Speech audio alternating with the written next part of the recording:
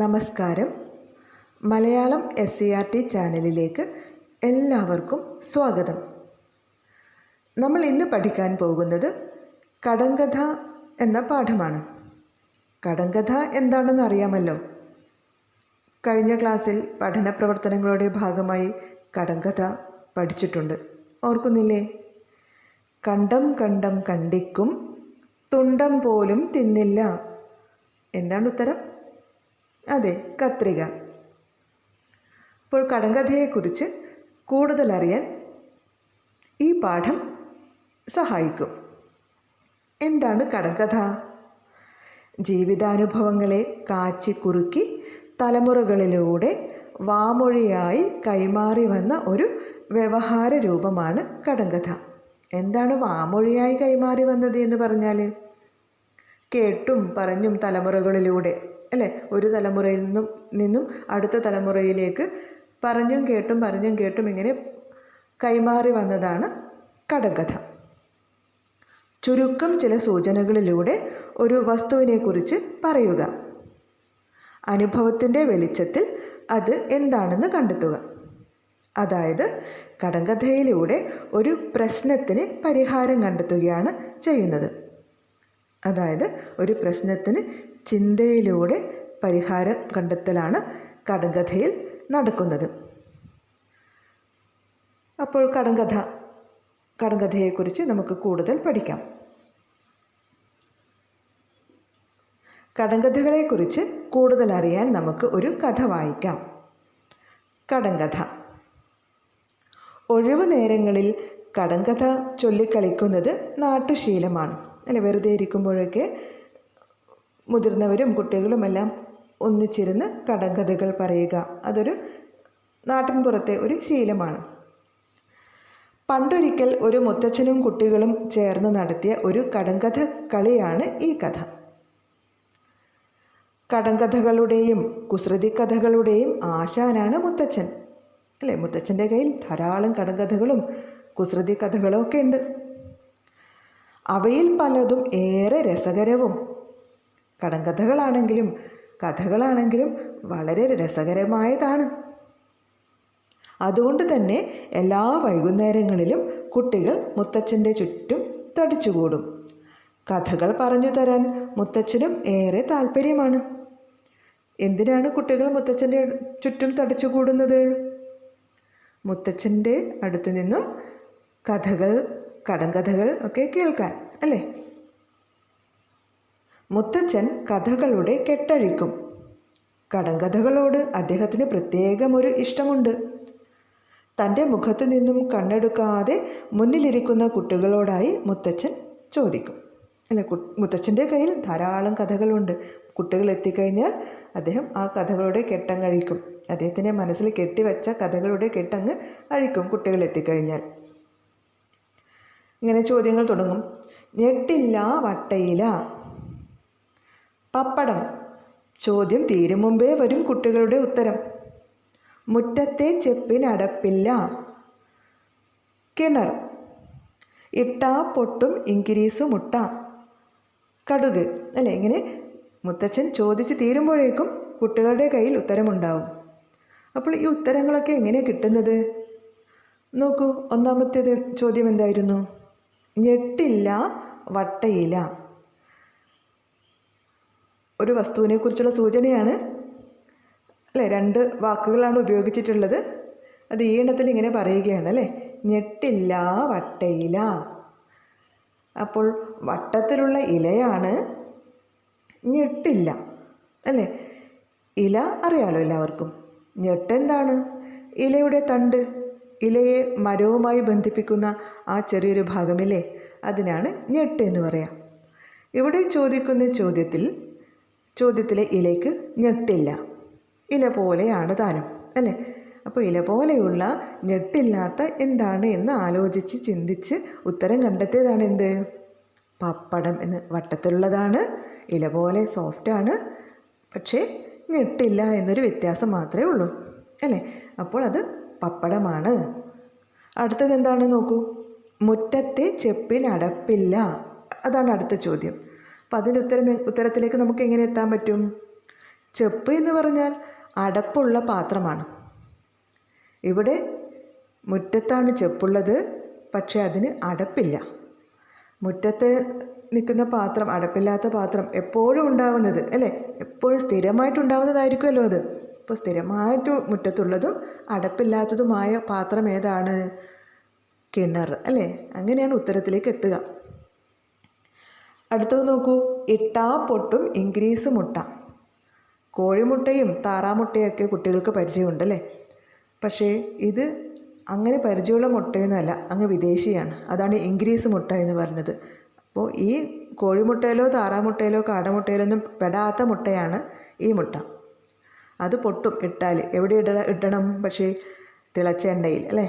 തിളച്ച എണ്ണയിലിട്ടാൽ പൊട്ടുന്ന മുട്ട പോലുള്ളതും എണ്ണയിലിട്ടാൽ പൊട്ടിത്തെറിക്കുന്നത് കുട്ടികൾക്ക് പരിചയമുള്ളതാണ് ഈ കടുകിനെ.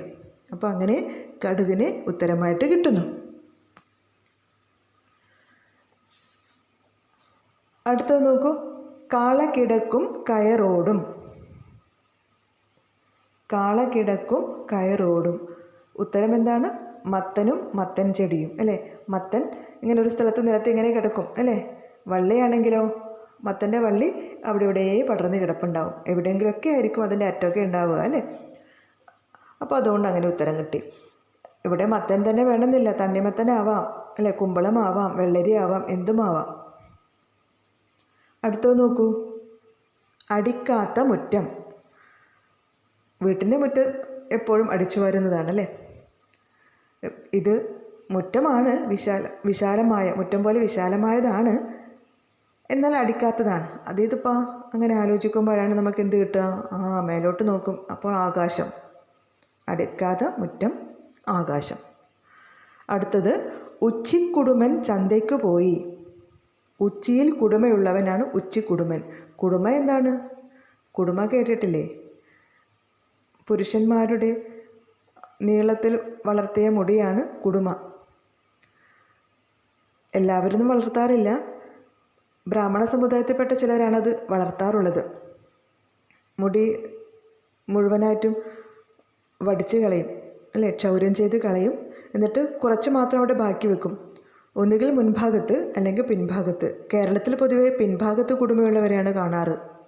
മുൻഭാഗത്ത് കുടുമയുള്ളത് തമിഴ്നാട്ടിലെ ബ്രാഹ്മണരുടെ ഇടയിലാണ്.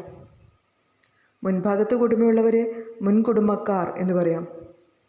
അതുപോലെ പിൻഭാഗത്ത് കുടുമയുള്ളവർ പിൻകുടുംബക്കാരാണ്. അപ്പോൾ മുൻകുടുമയും പിൻകുടുമയും സാധാരണ ആണുങ്ങളുടെ ഇടയിൽ കാണാറുണ്ട്. ഇത് ഉച്ചിക്കുടുമനാണ്. ഉച്ചി എന്ന് പറഞ്ഞാൽ തലയുടെ നടുമധ്യം അല്ലേ, തലയുടെ മധ്യഭാഗമാണ് ഉച്ചി. അപ്പോൾ അവിടെയാണ് കുടുമയുള്ളത്, മുടി പോലെ വളർന്നു നിൽക്കുന്നത്, ഒത്ത നടുക്ക്. അപ്പോൾ ഉത്തരം പോകും കൈതച്ചക്കയിലേക്ക് അല്ലേ. അടുത്തത് നോക്കൂ, കറിക്ക് മുമ്പൻ ഇലയ്ക്ക് പിമ്പൻ. കറിയുടെ കൂട്ടത്തിൽ കറിക്ക് രുചി കൂട്ടാൻ വേണ്ടിയിട്ട് പറ്റിയ ഇലയാണ് കറിവേപ്പില. പക്ഷേ അതിൻ്റെ വലിപ്പമൊക്കെ വളരെ കുറവായതുകൊണ്ട് മറ്റൊന്നിനും ഉപയോഗിക്കാൻ പറ്റില്ല. അതുകൊണ്ടാണ് ചെറിയ ഇലയാണ് അല്ലേ. അതുകൊണ്ടാണ് ഇലയ്ക്ക് പിമ്പൻ എന്ന് പറയുന്നത്. ചെറിയ ഇലയാണ്, പക്ഷേ കറിക്ക് സ്വാദ് കൂട്ടാൻ കറിവേപ്പില അത്യാവശ്യമാണ്. കറിക്ക് മുമ്പൻ ഇലയ്ക്ക് പിമ്പൻ കറിവേപ്പില.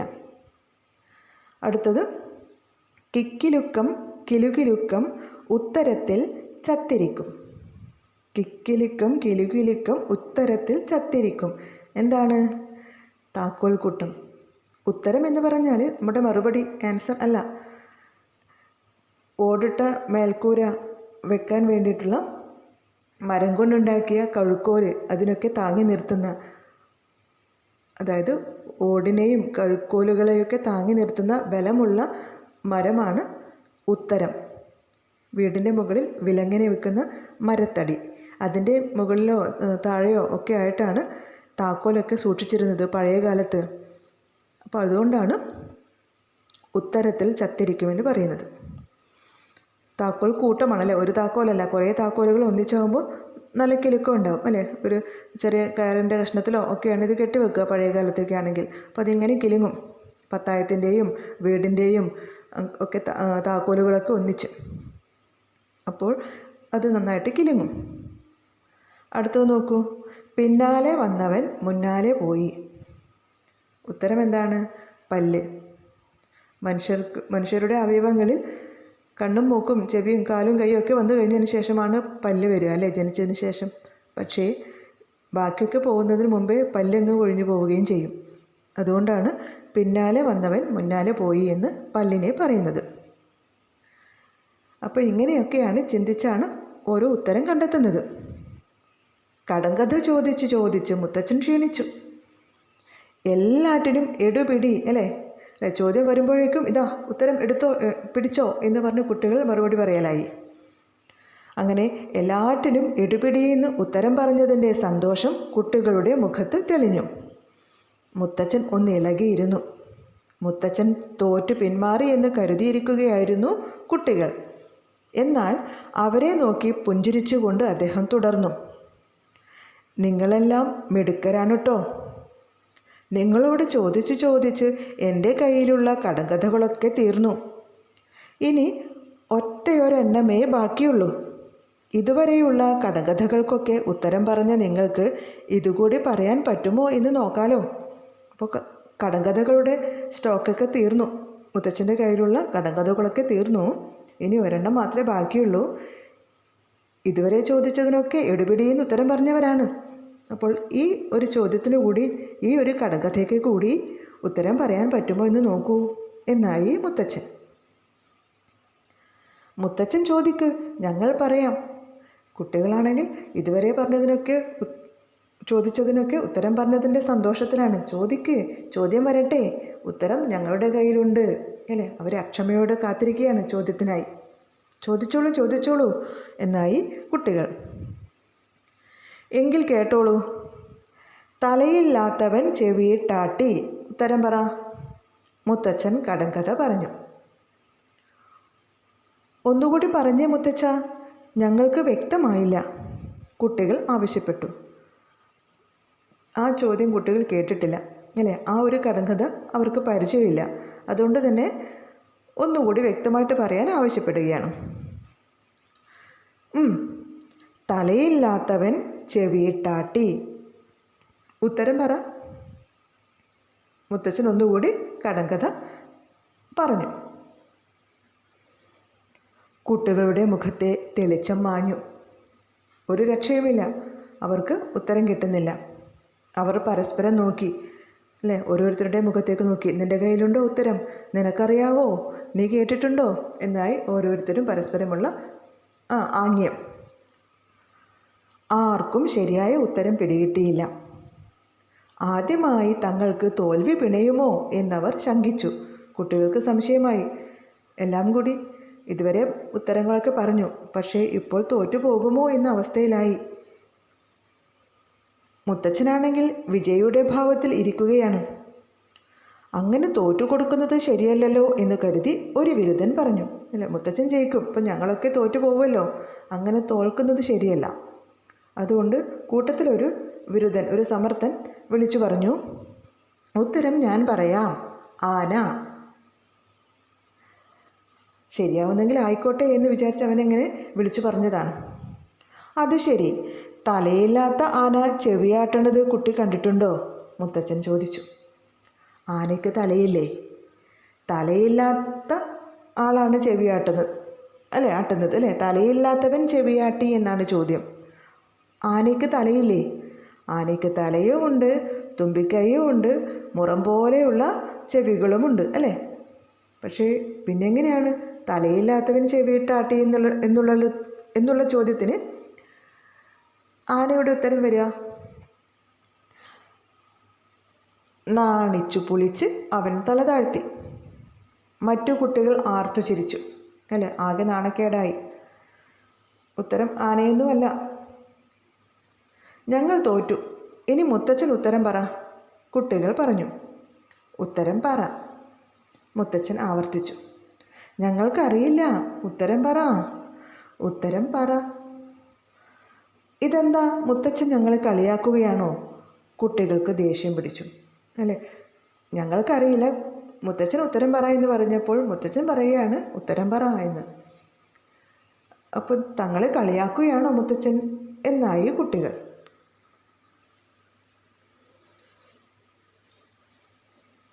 ഞാനെന്തിനാ നിങ്ങളെ കളിയാക്കണേ? ഉത്തരം പറയാന്ന് വെച്ചാൽ കടങ്കഥയുടെ ഉത്തരം പറ തന്നെയാണെന്ന്. മുത്തച്ഛൻ്റെ ഈ കുസൃതിക്കുട്ടന്മാർക്ക് പിടിച്ചു അല്ലേ, നന്നായി ഇഷ്ടമായി ഈ ഒരു തമാശ.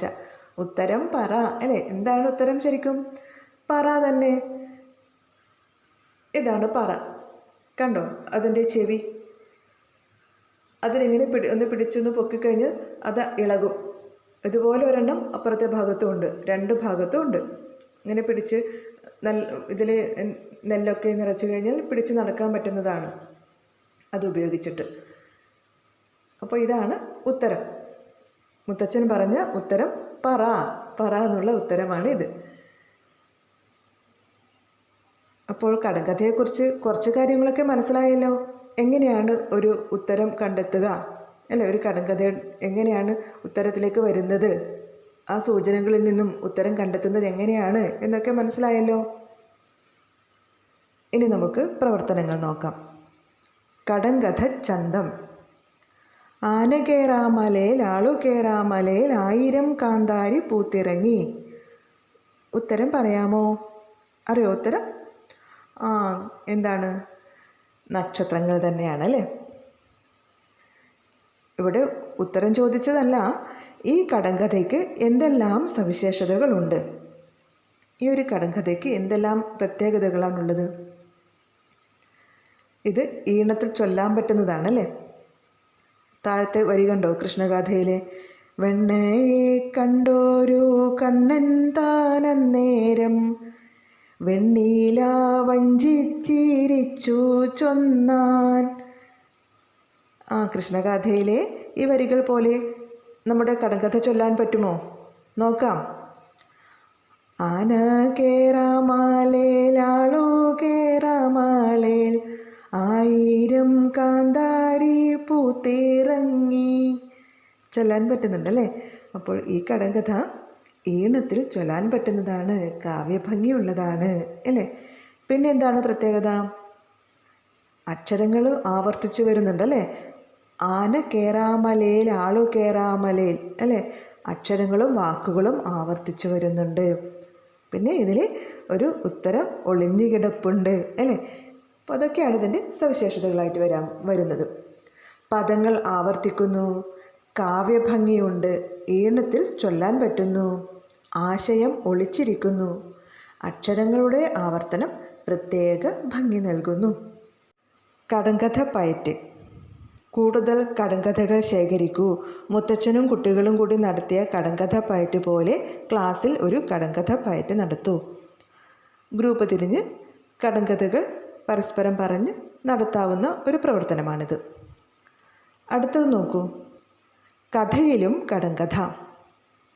വീട്ടിലെത്തിയ അതിഥിയെ ഗൃഹനാഥൻ ഭക്ഷണം കഴിക്കാൻ ക്ഷണിച്ചു.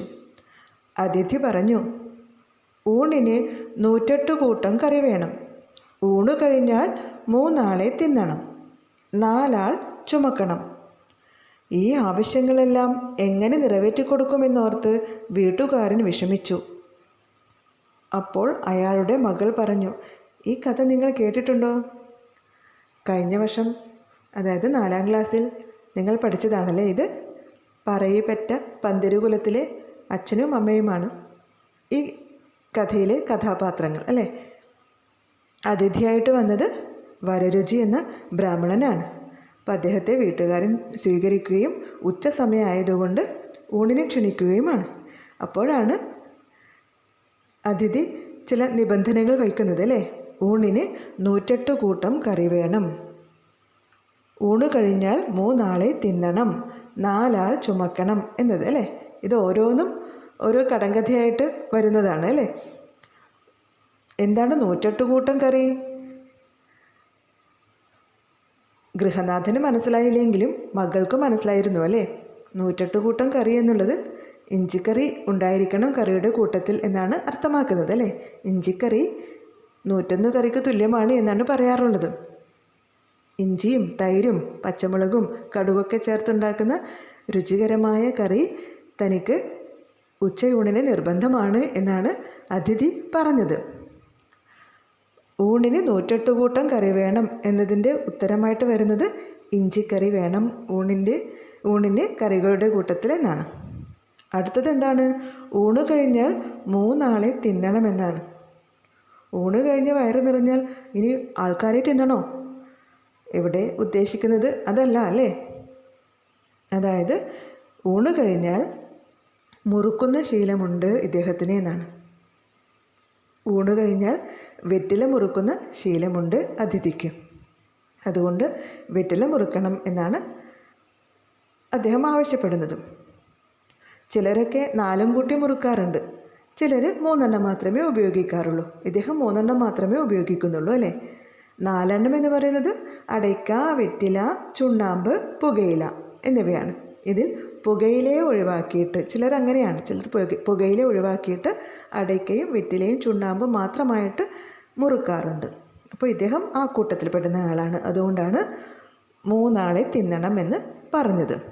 പിന്നെയോ അതിനുശേഷം എന്താണ്? 4 ആൾ ചുമക്കണമെന്നാണ് അല്ലേ? അപ്പോൾ ഊണിന് ശേഷം ഭക്ഷണം കഴിച്ചു കഴിഞ്ഞാൽ മുറുക്കിക്കഴിഞ്ഞാൽ വിശ്രമിക്കണം എന്നാണ് അതുകൊണ്ട് അർത്ഥമാക്കുന്നത്. കിടക്കാൻ കട്ടിൽ വേണം എന്നാണ്. കട്ടിലിന് 4 കാലാണല്ലോ അല്ലേ? അതാണ് ചുമക്കാൻ 4 ആൾ വേണം എന്നതുകൊണ്ട് ഉദ്ദേശിക്കുന്നത്. അപ്പോൾ ഇതിൻ്റെ അർത്ഥമൊക്കെ മനസ്സിലാക്കിയ ഗൃഹനാഥൻ്റെ മകൾ പഞ്ചമി എല്ലാ സൗകര്യങ്ങളും ഒരുക്കി കൊടുക്കുന്നു അല്ലേ? പിന്നീട് വരരുചി പഞ്ചമിയെ വിവാഹം കഴിക്കുന്നു എന്നൊക്കെയാണ് കഥ. ഇനി അടുത്ത പ്രവർത്തനം കടങ്കഥയിലെ ഭാഷയാണ്.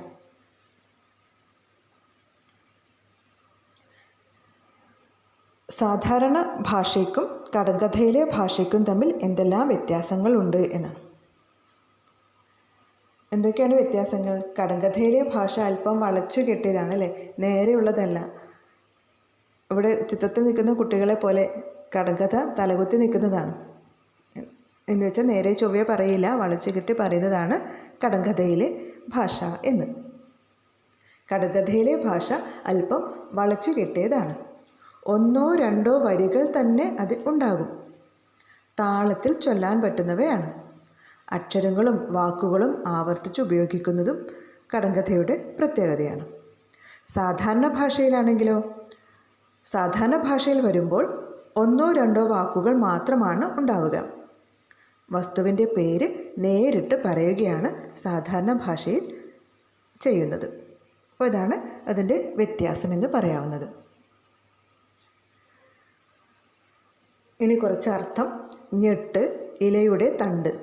ചെപ്പ്, അടപ്പുള്ള പാത്രം. ഉച്ചി, തലയുടെ മധ്യഭാഗം. ശങ്കിച്ചു, സംശയിച്ചു. വിരുദ്ധൻ, സമർത്ഥൻ. പര്യായ പദങ്ങൾ: പല്ല്, ദന്തം, രഥം, രതനം. കണ്ണ്, മിഴി, നയനം, ലോചനം. തല, ശിരസ്, ശീർഷം, മൗലി. ആന, ഗജം, കരി, ഹസ്തി. പിന്നെ പിരിച്ചെഴുതാനുള്ള കുറച്ച് വാക്കുകൾ. കണ്ണെടുക്കാതെ, കണ്ണ് പ്ലസ് എടുക്കാതെ. ഒന്നിളകി, 1 പ്ലസ് ഇളകി. തലയില്ല, തല പ്ലസ് ഇല്ല. ആദ്യമായി, ആദ്യം പ്ലസ് ആയി. പിന്നെ ഇങ്ങനെ കുറച്ച് ചോദ്യങ്ങൾ കൂടി ഉണ്ടാക്കാവുന്നതാണ്. കുട്ടികൾ മുത്തച്ഛന് ചുറ്റും തടിച്ചു കൂടുന്നത് എന്തിന്? മുത്തച്ഛൻ പറയുന്ന കടങ്കഥകൾ കേൾക്കാനാണ് കുട്ടികൾ മുത്തച്ഛന് ചുറ്റും തടിച്ചു കൂടുന്നത്. രണ്ടാമത്തെ ചോദ്യം: ആകാശം ഉത്തരമായി വരുന്ന 2 പഴഞ്ചൊല്ലുകൾ എഴുതുക. ഒന്ന് നമ്മുടെ ടെക്സ്റ്റ് ബുക്കിലുള്ളത് തന്നെയാണ്. അടിക്കാത്ത മുറ്റം. പിന്നെ എവിടെ നോക്കിയാലും കാലില്ലാ പന്തൽ. അടുത്തത്: കുട്ടികളുടെ മുഖത്ത് സന്തോഷം നിറയാൻ കാരണമെന്ത്? ഉത്തരം: മുത്തച്ഛൻ ചോദിക്കുന്ന കടങ്കഥകൾക്കെല്ലാം എടുപിടിയെന്ന് ഉത്തരം പറയാൻ കഴിഞ്ഞതുകൊണ്ടാണ് കുട്ടികളുടെ മുഖത്ത് സന്തോഷം നിറഞ്ഞത്. മറ്റൊരു ചോദ്യം: പല്ല് ഉത്തരമായി വരുന്ന ഒരു പഴഞ്ചൊല്ല് എഴുതുക. ഉത്തരം: പിന്നാലെ വന്നവൻ മുന്നാലെ പോയി. ഇനി അടുത്ത പാഠവുമായി അടുത്ത ക്ലാസ്സിൽ കാണാം.